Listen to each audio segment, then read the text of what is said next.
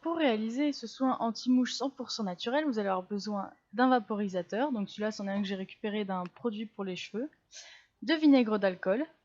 Voilà, donc du vinaigre blanc, vous en trouvez facilement en grande surface, et de l'eau. Donc, je commence par dévisser mon vaporisateur. Assurez-vous qu'il soit bien propre. Donc, moi, je l'ai déjà utilisé, donc je l'ai déjà lavé auparavant. Et vérifiez bien qu'il n'y a plus rien dans la tige. Là, moi, il restait un truc un peu gluant. Ensuite, je vais verser un petit fond de vinaigre d'alcool dans la bouteille de mon vaporisateur.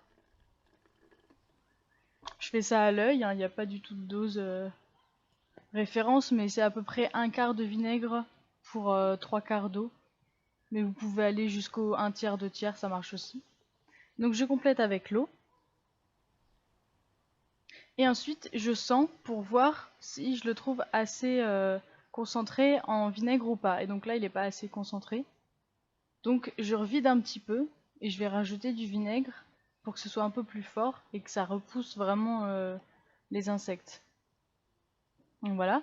Donc je réajuste à chaque fois et je sens pour voir.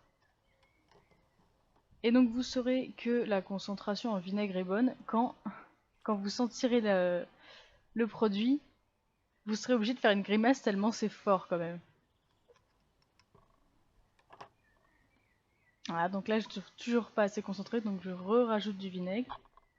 Agitez bien à chaque fois que vous rajoutez du vinaigre ou de l'eau, parce que sinon en fait ça va pas se mélanger, du coup vous sentirez pas correctement l'odeur du produit.